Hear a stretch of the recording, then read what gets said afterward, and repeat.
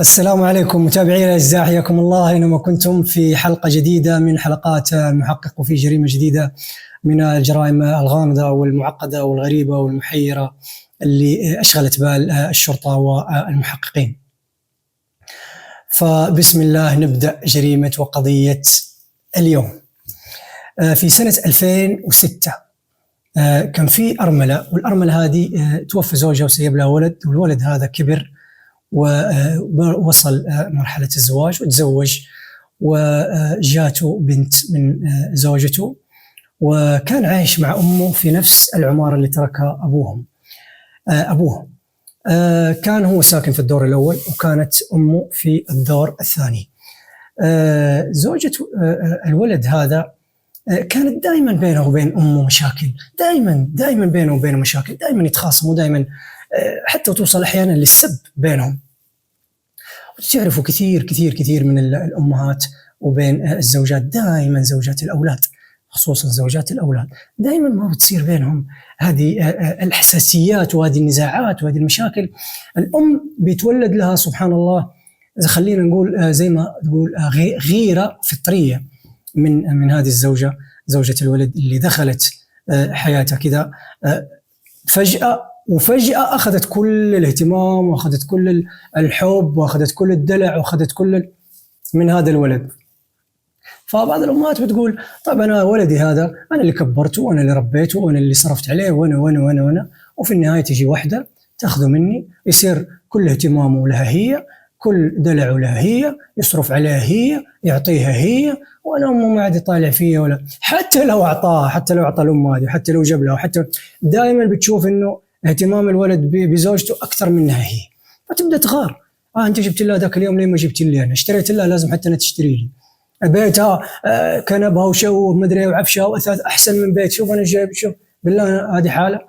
دائما سبحان الله أغلب الأمهات، احنا ما نقول كلهم بس في كثير من الأمهات فيهم هذه الطبع، هو طبع زي ما قلنا فطري وغريزي في المرأة، دائما بتغار من المرأة زيها خصوصا إذا كانت مرأة زيها. قلنا بدأت المشاكل بين الأم والزوجة هذه واستمرت فترة، وكان الولد على علم بهذه المشاكل وهذه الحساسيات زي ما قلنا، وحتى الجيران وصلهم هذا زي ما نقول هذا دخان المشاكل بين الزوجة وبين الأم هذه. في يوم من الأيام ولد الزوجة هذا كان في شغله، وهو كان ما شاء الله تاجر، عنده محلات تجارية وزي كذا، ويبيع ملابس ويبيع أجهزة ويبيع أشياء وما إلى ذلك. اتصلت عليه زوجته الصباح، قالوا يا فلان، قالوا الحق أمك، الحق أمك يا بنت الحلال، إيش في أمك؟ لقيتها مقتولة في شقتها. أمي مقتولة في شقتها؟ مين قتلها؟ ما أدري بس لقيتها، تعال. على طول راح الولد يجري على بيتهم، فعلا طلع على طول يجري الدور الثاني عند شقة أمه، وفعلا لقى زوجته جالسة تبكي، ولقى الأم طايحة وغرقانة في بركة من الدماء وميتة مقتولة. يا بنت الحلال إيش صار؟ ما صار شيء، أنا جيت وديت البنت تلقيها ومدري إيش، ورحت زرت أمي بيت أمي ودخلت لقيتها زي كذا. هدي خلاص، هدي جلس يبكي حتى هو، وجلس يزعق من هنا ومن هنا. اتصلوا على الشرطة، وجاءت الشرطة لمسرح الجريمة مكان الحادث، وبدت في الأسئلة وفي المعاينة. أول ما لاحظوا الشرطة ودققوا وسألوا، لاحظوا أنه باب الشقة ما في أي كسر أو في أثر لأي اقتحام، في شبابيك ممكن يدخل منها أحد أو من هنا ومن هنا، كلها مقفلة، ما في أي أثر لأي اقتحام. قالوا لهم مين ساكن معكم أنتم في العمارة هذه؟ قالت بس إحنا، أنا وزوجتي وأمي ساكنة في هذه الشقة، وأنا ساكن تحت أنا وزوجتي. طب العمارة هذا باب العمارة بتخلوه مفتوح ولا بتقفلوه؟ لا ما مقفل. طب مين عنده مفتاح باب العمارة؟ ما عندي إلا أنا وزوجتي وأمي. ما عندكم أي أحد معطينه مفتاح ونسخة أو شيء؟ لا مرة نهائيا. طيب بدوا يلاحظوا في جثة الضحية وفي مسرح زي ما قلنا مسرح الجريمة، وبدت فيه المعاينة. أول ما لاحظوا إنه الحرمة مضروبة من الرأس، في ضربة باينة من الخلف، ولاحظوا إنه كمان مطعونة طعنة قاتلة في الرقبة، وطعنة كمان في الصدر، في الصدر اللي كانت قاتلة. وكانت هي سبب هذا النزيف، والنزيف الكثير. وتعرفوا طعنة الصدر دائما ما تكون تسبب نزيف كثير كثير كثير جدا، لأنه القلب سبحان الله هو اللي بيضخ الدم. فلما ينصاب المكان اللي بينضخ في الدم أو بيضخ الدم، فبيكون الدم كله بيوصل للقلب، فالقلب على طول بيضخ الدم. فلما ينطعن تصير في فتحة، فالفتحة هذه اللي بيصير منها الضخ، فبتلاقي المكان كله دم، هنا وهنا وهنا وهنا وهنا. قلنا لاحظوا انه الضحيه طايحه، ولاحظوا كمان انه كان في على طاوله محطوط كاسه، والكاسه هذه كانت من تحت فيها كسر، مكسوره من تحت، وفي طرف من القزاز طايح من هذه الكاسه. فقالوا الشرطه والمحققين هل ممكن القاتل ضرب الضحيه بهذه الكاسه عشان كذا انكسرت الكاسه وطاحت؟ ممكن هي سبب هذه الأربعة أو الضربة الرادة اللي موجودة على رأس الضحية. خمنوا إنه الكاسة كانت هي الأداة اللي استخدمت في ضربة الرأس، لكن ما لقوا سكين الطعن وسكين القتل. لاحظوا كمان هنا وهنا، فلقوا في المطبخ محطوط كيس فيه خضروات وفيه فواكه، وجنبه في ورقة إيصال محطوطة جنبه. سألوا الولد، قالوا له شوف بالله عليك، حاول انك تلف في البيت وتشوف هل في شيء انسرق عندكم، هل في شيء مفقود، من دون ما تلمس الاشياء، من دون ما تلمس الادله، وهذا تضيع علينا الادله. ففعلا الولد جلس انه يلفلف لقى باب دولاب غرفه امه مفتوح، طالع في جوه الدولاب.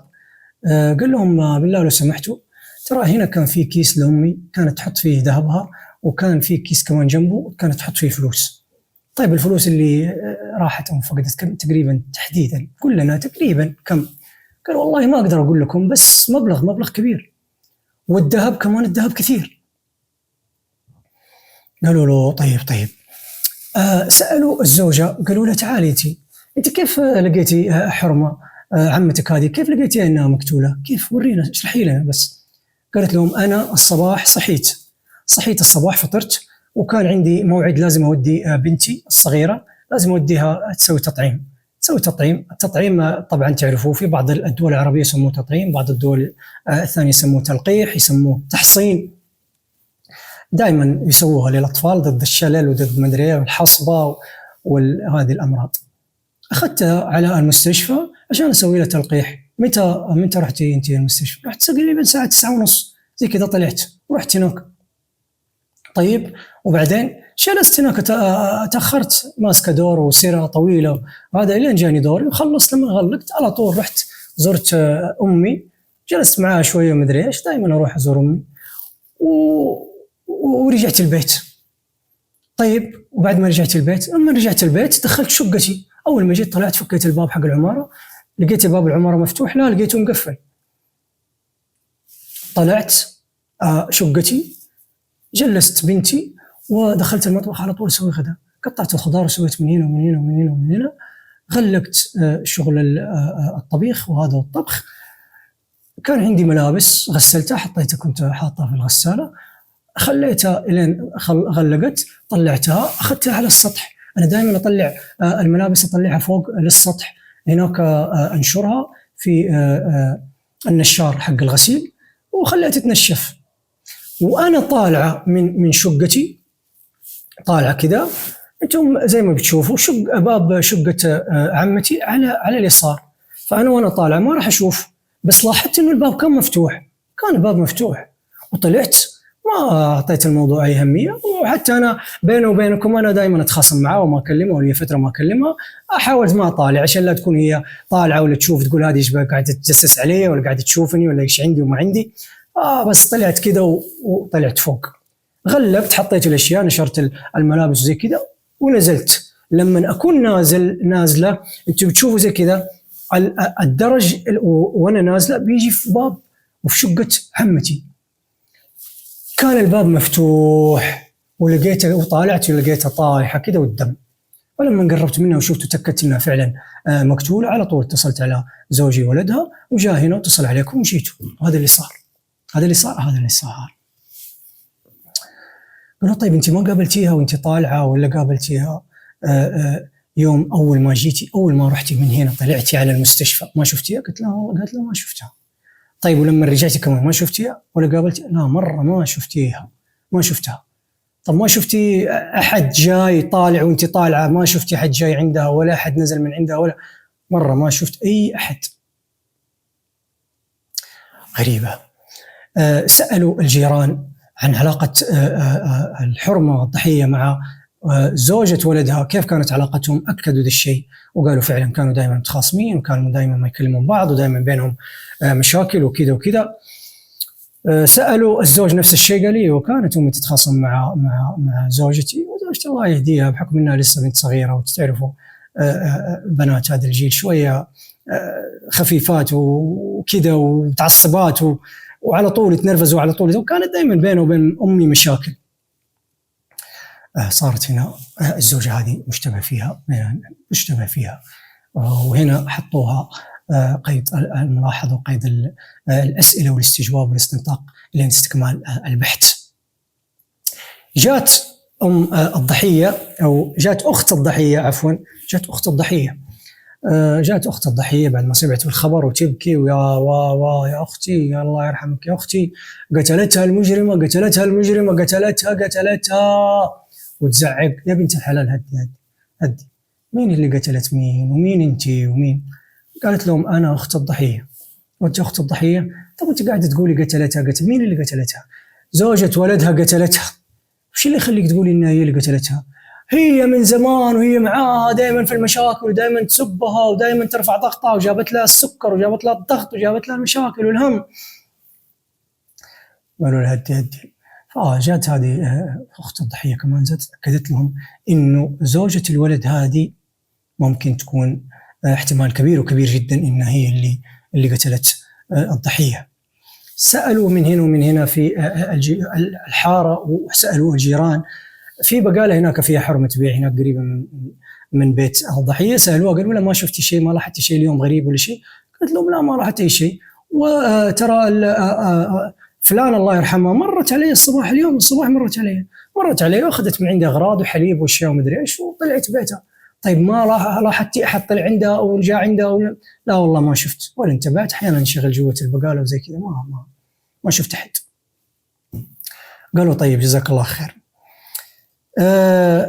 جاء كمان أحد الجيران من اللي هناك من طار ما يسألوا هنا ويسألوا هنا ويسألوا هنا، لقوا واحد من الجيران سألوه السلام عليكم السلام، ما لاحظت شيء، ما شفت شيء، ما قال لهم ايوه لاحظت وشفت. قالوا ايش شفت؟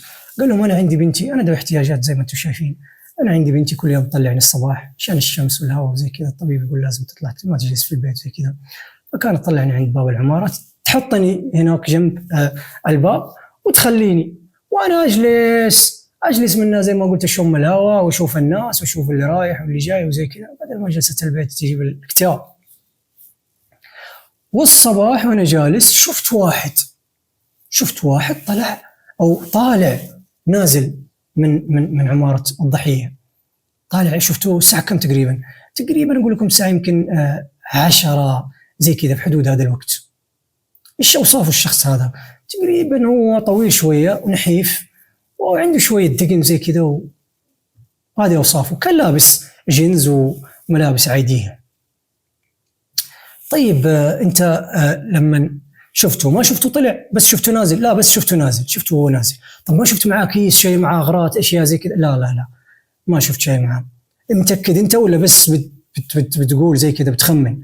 لا متأكد، انا شفته اول ما شفته، لانه غريب، انا اول مرة اشوفه في الحارة هنا، انا لفت انتباهي اول مرة اشوفه، طلعت فيه زي كذا وطلع. وانا اصلا طلعت من الباب، جلستني بنتي، ما كملت 5 دقائق، ما جلست 5 دقائق عند الباب الا اشوف الادمي هذا نازل.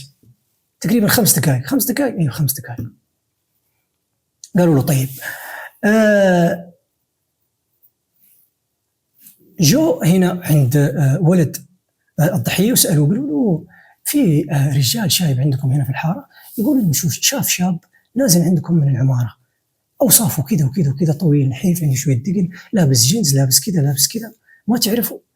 قال ايه الا ده اعرفه هذا الشاب هذا، وانا اللي ارسلته الصباح، ذكرتوني فيه. ايوه انا اللي ارسلته ليش؟ ارسلته اعطيته اغراض، اعطيته خضروات وفواكه أخذتها، أعطيته إيصال، قلت له بالله روح وصل هذه الأغراض لأمي، أعطيها الخضروات وأعطيها الفواكه وأعطيها هذا الإيصال. وأرسلته وراح. قالوا طيب فين هذا الشاب هذا اللي تقول عليه؟ قال لهم هناك في معانا في السوق اللي احنا شغالين فيه. بالله هي معانا وريناه. راحوا على طول لهذا الشاب وجابوه وجلسوه. قالوا له اصلا هم ما بيجوا بيقولوا له فلان قال لنا انك رحت وديت وعطيت وحطيت وهذه الاشياء. ليش؟ لانه ممكن يكون متواطئ مع ولد الضحيه، ما تدري، ممكن. فبالتالي بيسهلوا عليه الاجابه، بيقولوا له كذا، بيقول لهم ايوه نفس اللي قال لكم ذا الكلام، وهو بيطلع نفسه زي الشعر من العجين. لكن لا، لازم هو اول شيء يسالوه ويسوي نفسه منهم ما دروا ولا يعرفون شيء.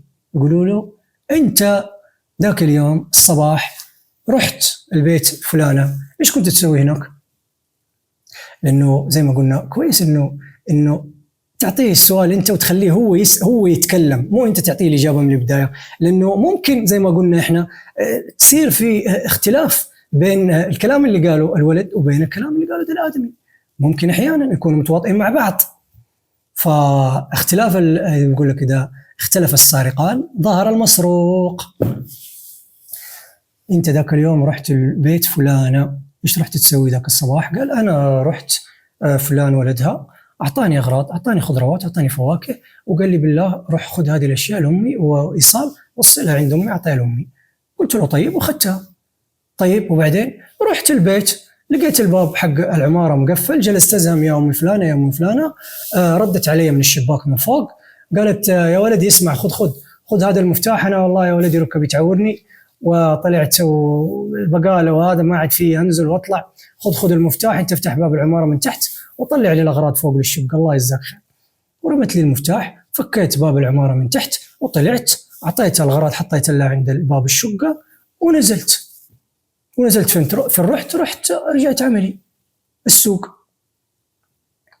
قالوا له ما رحت لا هنا ولا هنا؟ ما رحت لا هنا ولا هنا. طب في شاهد يقول انت جلست 5 دقائق، ايش جلست تسوي في 5 دقائق هذه؟ يا ابويا لا 5 دقائق ولا 20 دقيقه، انا اقول لك زي ما اعطتني المفتاح فكيت الباب طلعت حطيت الاغراض ونزلت. يمكن هو متوهم، يمكن حساباته غلط، لكن ما في 5 دقائق. 5 دقائق لا والله، ما جلست اكثر من دقيقتين و3 دقائق، طلوع نزول، حطيت الاغراض ونزلت. فعلا قالوا له طيب تعال فك الباب اطلع انزل، حسبوا المده هذه، حطيت الاغراض ونزلت، ما كملت دقيقتين. طب كيف هذاك يقول 5 دقائق؟ غريبه. هل الشايب غلط ولا هو هذا فعلا هو القاتل، هو المجرم، هو اللي وراه المصيبه هذه؟ ممكن. ولا الزوجه اللي تكون في مشاكل بينها وبين عمتها والناس كلهم يشهدون انه في مشاكل بينهم؟ او هل هذا متواطئ مع الزوجه؟ شافوا هل في علاقه بينه وبين هذه الزوجه؟ ما في اي علاقه بينه. قالوا يمكن يكون اخوها، يمكن قريبه، يمكن، وهي وصته قالت له اخو روح اقتل هذه الحرمه تعبتني ومدري ايش، طول الوقت انا معاه في المشاكل. هل ممكن؟ لا، ما لقوا اي علاقه بين هذا الشاب وبين زوجة ولد الضحية. حتى قلنا يعني فعلا الوقت غير كافي، 5 دقائق انه يروح ويطلع زي ما نقول احنا ويضربها ويغتصبها، وبعدين يروح يدور على الاغراض هذه وعلى المسروقات، لانه ما راح يلاقيها على طول بس يفتح بابك. لا، تلاقي اكيد دور هنا ودور هنا ودور هنا المجرم لين طاح فيها. ففي وقت ما يتسق مع ال5 دقائق اللي ذكرها الشايب اللي جالس برا وطالع وشاف الشاب هذا اللي يقول انه طلع وشفته انه طلع من العماره، ما تتسق نهائيا. احتجزوا طبعا هذا الشاب، واحتجزوا طبعا هذه الزوجه، زوجة ولد الضحيه، لانه مشتبه فيهم يعني بقوه. جاء تقرير الطبيب الشرعي قال انه الضحيه تعرضت لضربه من الخلف زي ما قلنا، ضربه كانت قويه جدا، وقال انه احتمال انه اللي ضربها بهذا الكاسه، وانه للاسف ما لقوا اي بصمه في الكاسات، ولا لقوا اي بصمه في الدولاب، ولا لقوا اي بصمه هنا ولا هنا ولا هنا. وقال كمان الطبيب الشرعي انه تعرضت الضحيه كمان لطعنه زي ما قلنا قاتله، اللي كانت هي سبب قتلها، الطعنه اللي في القلب هي اللي كانت مميته وقاتله. وقال المفاجأة الكبيرة والعظيمة هنا في هذه الجريمة إنه الحرمة تعرضت للاغتصاب، وإنه تم زي ما نقول لقوا سائل موجود على المناطق الحساسة للضحية، وتم رفع هذا السائل زي ما قلنا إلين يتم مطابقته. السائل طبعا الذكوري ما له أي فائدة، لما يلاقوه المحققين في مسرح الجريمة ما له أي فائدة إلين يلاقوا مشتبه فيه ويتم مقارنته مع المشتبه فيه، وهنا بيكون له فائدة. لكن في الوقت الراهن في حالة إنه ما في أي مشتبه فيه فما لهذا السائل أي فائدة ترجى نهائيا. طبعا لما قال الطبيب الشرعي إنه لقوا إنه في سائل على المناطق الحساسة للضحية، وإنه في اغتصاب، تم تبرئة زوجة ولد الضحية جزئيا، ما راح نقول بشكل كامل. ليش؟ لأنه ممكن تكون لها يد في الجريمة، ممكن تكون متواطئة مع القاتل، احنا ما نعرف القاتل لحدود الساعة مين، فبالتالي لا يتم تبرئتها زي ما قلنا احنا كليا. حتى ممكن في هذا اللحظة لما ما لقوا لا الزوجة ولا لقوا شيء يعني دليل قاطع دامغ انه هي الزوجة او انه هذا الشخص، ممكن يكون الولد. هل ولدها؟ ممكن يكون الولد. وهنا كان في خطأ ارتكبوه الشرطة في هذه المسألة أو المحققين، إنه استبعدوا الولد لما شافوا اغتصاب وشافوا قتل وقالوا إنه الولد ممكن ولدها ولد الضحية إنه ممكن هو يغتصب أمه ويقتلها. ممكن، لا ممكن. وفي كثير من الجرائم إنه في بعض الأبناء اغتصبوا أمهاتهم، وفي بعض الأبناء اغتصبوا أخواتهم، وفي بعض الأبناء اغتصبوا عماتهم خالاتهم، أو بما يعرف باغتصاب وزنا المحارم. هذه قضايا صارت مؤخرا كثيرة جدا، وبالتالي لازم تؤخذ بعين الاعتبار، ولازم ما أحد من المحققين أو الشرطة يستبعد هذه الفرضية إنه ممكن أحد من أقاربها اغتصبها وقتلها. وكان لازم ياخذوا عينة من الولد ولد الضحية، كمان كان لازم ياخذوا منه عينة على أساس إنه ممكن يطلع هو القاتل، ممكن، لكن ما أخذوها ولا أخذوا عينة من ولد الضحية، فأخذوا عينة من هذا الشاب المتهم اللي قلنا عنه، وتمت مقارنتها مع السائل الموجود على جسد الضحية. وهنا كانت المفاجأة والصدمة بنفس الوقت، إنه ما كان في تطابق بين سائل الذكوري للشاب والسائل الموجود على جسد الضحية، لأن المحققين توقعوا في ظل هذه المعطيات الراهنة اللي قدامهم إنه الشاب طلع وإنه هذا وشافه 5 دقائق، وإنه هو الوحيد اللي شافوا الشايب، وإنه ما في أحد يقدر يطلع ويفتح باب العمارة إلا هذا الشخص وهو الغريب، وإنه استبعدت زوجة الولد بحكم إنه لقوا سائل إنه لا يمكن إنها تكون هي اللي اغتصبته وإنها هي اللي قتلته، وإنه هذا ذكر، وبالتالي ما في مشتبه فيه أكثر من هذا الشاب. ولما جاء تقرير تحليل السوائل ولقى إنه العينتين ما في بينهم أي تطابق، هنا استبعد حتى هذا الشاب إنه يكون هو القاتل. طيب مين القاتل؟ الله العالم. رجعوا تاني لهذا الشاب اللي قلنا كان متهم، وكان هو المتهم الرئيسي في هذه النقطة وهذه الجزئية في القضية. قالوا له طيب انت لما جيت الصباح ايش شفت في الحارة؟ مين اللي شفت في الحارة؟ قابلت مين؟ شفت أحد نازل؟ شفت أحد طالع؟ ما قابلت أحد في الدرج؟ ما قابلت أحد فوق؟ قال لهم نهائيا ما لقيت أي أحد، ما زي ما قلت لكم ما لقيت إلا الحرمة، حتى ما طلعت عندي، حطيت إلا الأغراض عندي الشقة وطلعت ورحت رجعت عملي، ما في أي شيء. طب في الحارة ما شفت أي أحد؟ ما شفت الشايب اللي يقول إنه شافك؟ في شايب كان جالس هنا مقعد، ما شفته جالس عند بيته؟ لا والله ما شفته نهائيا. طيب ما شفت أحد هنا ولا هنا؟ أفكر، قال لهم لا والله ما شفت أي أحد. اللهم صح اللهم إلا في واحد ساكن في العمارة هذه اللي جنب عمارة المرحومة الله يرحمها، ساكن واحد هنا جنبها، أعرفه أيوه.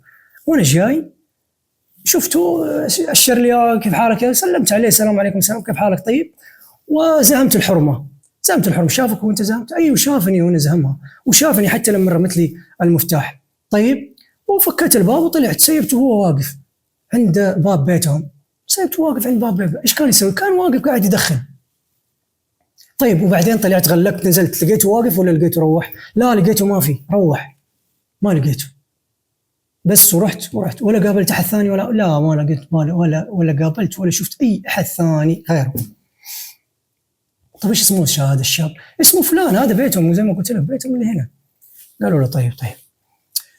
راحوا البيت هذا الشاب ودوروا عليه واستنوه لين جاء، وجابوه ومسكوه وحطوه في الأسئلة.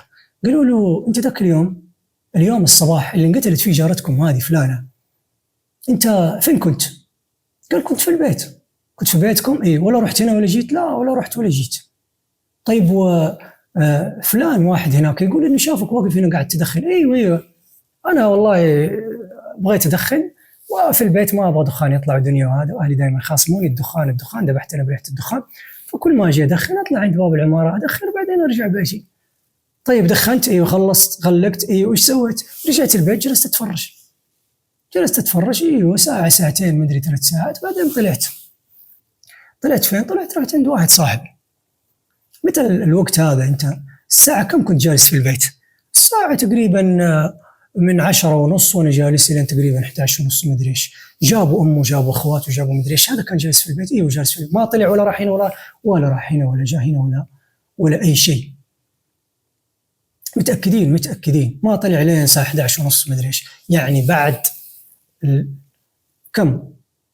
فين رحت فين؟ رحت عند واحد من اصحابي. فين هذا واحد من اصحابك؟ راحوا لواحد من اصحابه قالوا هذا كان معك؟ ايوه كان معي، جلس معي فتره. لين جلس معك لين الساعه 2 ما ادري 2:30. قالوا له طيب. اخذوا هويته، اخذوا بياناته، وحاولوا يشوفوا سجله الاجرامي، عنده جرائم، عنده مشاكل، عنده هنا. لقوا انه كان عنده مشاكل، وكان عنده سجن، وعنده مدري وسرقه واغتصاب مليان بلاوي. اخذوا لما شافوا زي كذا اخذوا منه عينه من السائل حقه، وحاولوا يطابقوها مع السائل الموجود عندهم زي ما قلنا. وهنا كانت الصدمه، وهنا كانت المفاجاه، وطلع تطابق تام بين العينتين، بين عينه السائل حق هذا المشتبه فيه والعينه الموجوده على جسد الضحيه. وهنا واجهوه بهذا الدليل الدامغ اللي ما له مجال انه يلف لا يمين ولا شمال. انكر وطلع السماء، وانا والله ما انا، والله مو انا، وانا يا عمي الدليل هذه ادله ما فيها كذب. وبعدين انت متهم قبل كذا بسرقه واغتصاب ومشاكل وهم ومدري ايش. لا طولها علينا، ما لنا بالطويله وما لك بالطويله. قل لنا ايش صار بالضبط. لف من هنا لف هنا، زي ما قلنا ضغطوا عليه مضبوط لين قال آمين واعترف، وقال لهم أنا اللي قتلت الضحية، وأنا اللي سرقت المجوهرات والفلوس. وكان اعترافه كالتالي: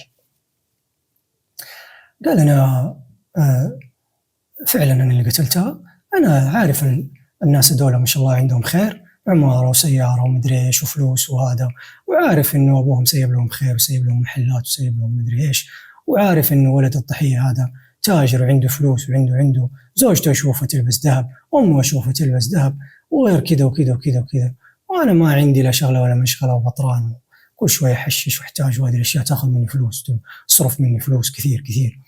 قال ذاك اليوم أنا ترى ما كنت أبغى أقتل هذه الحرمة، ما كنت في نيتي نهائيا إني لا أقتلها ولا أغتصبها، أقسم بالله ما كنت لا أبغى أقتلها ولا أغتصبها، أنا كنت أبغى شقة هذا ولدها، أنا عارف إنه ولدها عنده فلوس.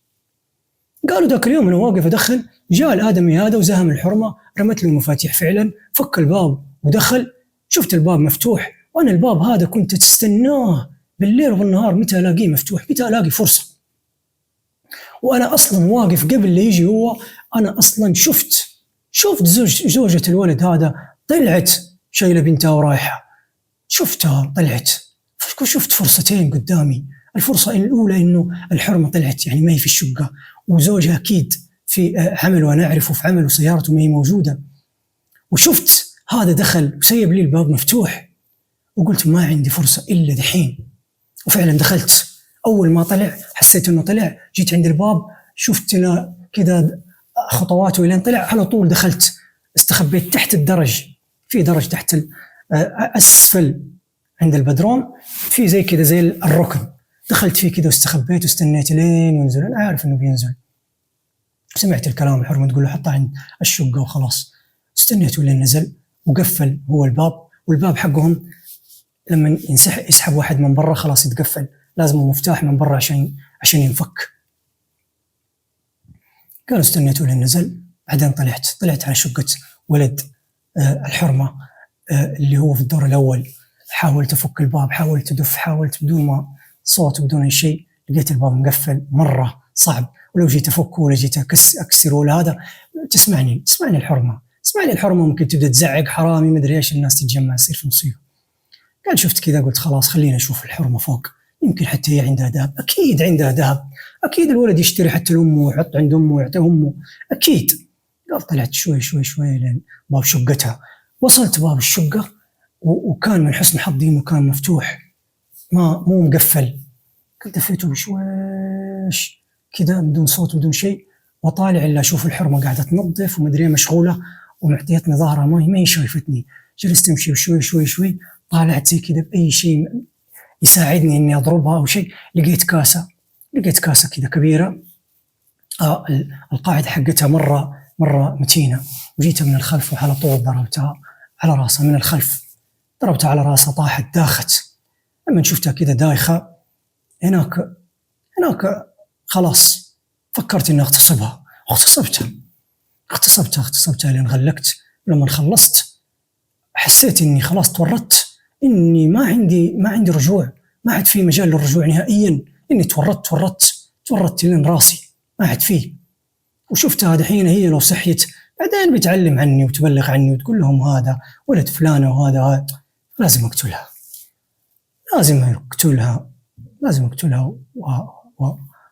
وأطلع نفسي من هذه الورطة. فعلا دورت كده لقيت سكين، على طول جيت مسكتها وهي لسه دايخة، على طول طعنتها في الصدر، طعنتها في الرقبة وطعنتها في الصدر إلين حسيت إنها ماتت. مسحت الأشياء ومدري إيش، شلت السكين معايا، دورت كيس حطيت فيه السكين، وبديت أدور على الذهب وعلى الجوهرات والفلوس. أدور من هنا لين لقيت الدولاب هذا، فكيته لقيت فيه كيس وحطيت فيه حطيت الكيس في الكيس اللي عندي مع السكين ومع هذه الأشياء، وأخذت الأغراض، مسحت البصمات ومسحت كل شيء وطلعت.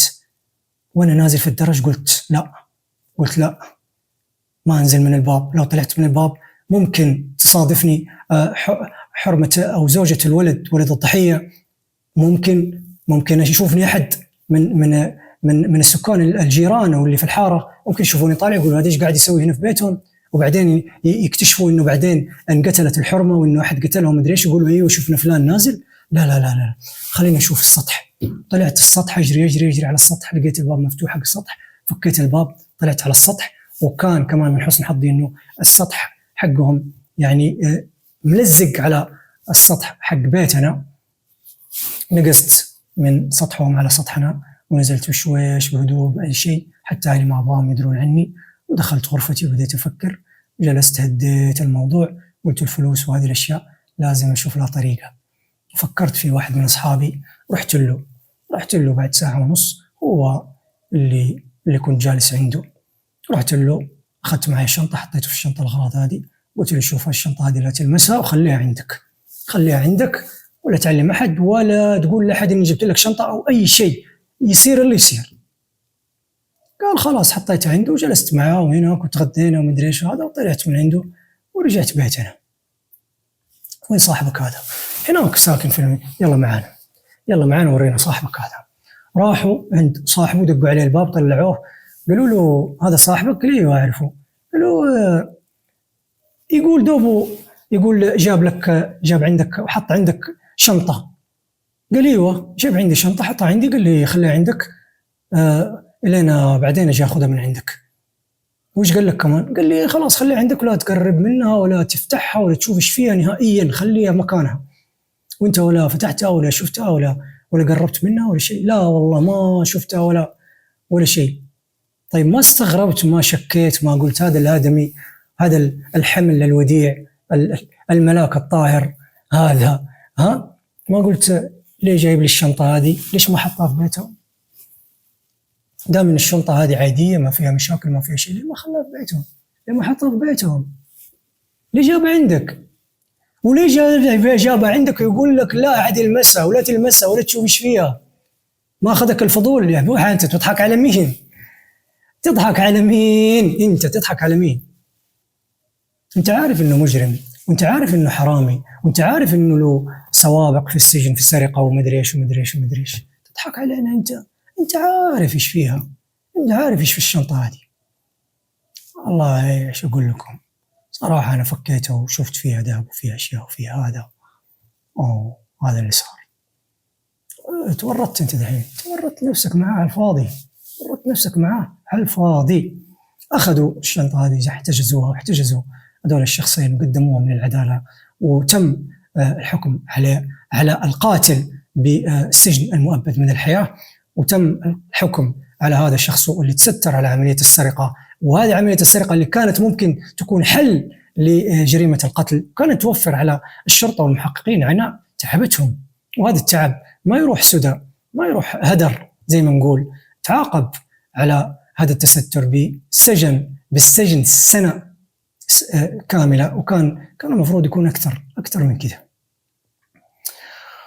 وزي ما قلنا كانت هذه نهاية الجريمة هذه. وش استفدنا وش تعلمنا؟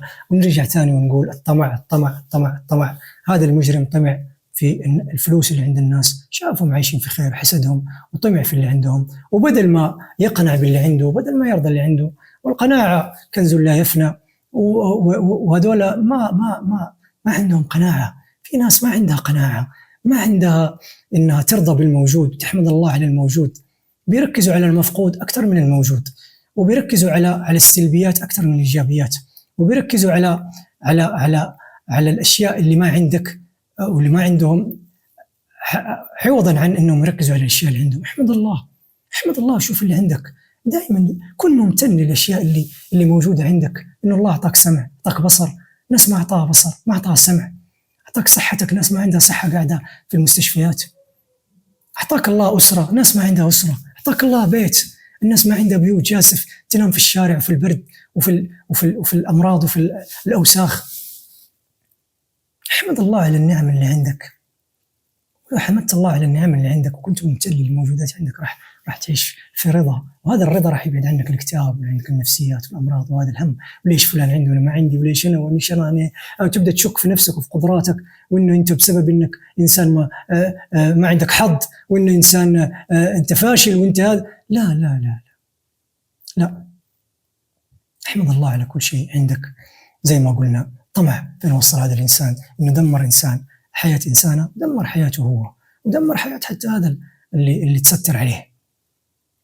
ونرجع تاني ونتكلم عن الثقة. شوف الولد هذا كيف وثق في هذا. أنت كيف تعطي، كيف أمك عارف إنه عايش الحالة، كيف تعطي واحد مفتاح؟ طب حتى لو هذا ما سوى جريمة، الشاب هذا طب ممكن كان بإمكانه يسوي جريمة، كان بإمكانه حتى هو ممكن يسوي جريمة، لأنه كل الأساليب وكل الوسائل المتاحة عنده موفرة عنده، ممكن يدخل يسوي، ممكن. الثقة.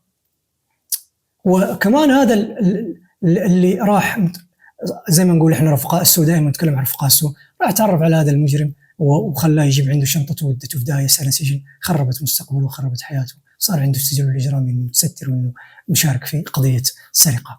أعزائي المشاهدين، لا أطيل عليكم كثيرا، نكون هنا وصلنا إلى ختام حلقة اليوم. نكون إن شاء الله إنه استفدنا وتعلمنا من هذه القصص اللي الغرض منها في الأول وفي البداية وفي النهاية إنه تكون عبرة لكل عابر ومعتبر، وتكون فيها من الفوائد أو تكون كمائدة أو موائد من الفوائد لكم ولكل المستمعين. هنا أودعكم وأقول لكم استنونا إن شاء الله في حلقة جديدة من حلقات المحقق، وفي جريمة جديدة من الجرائم. كنتم في رعاية الله، في أمان الله، مع السلامة.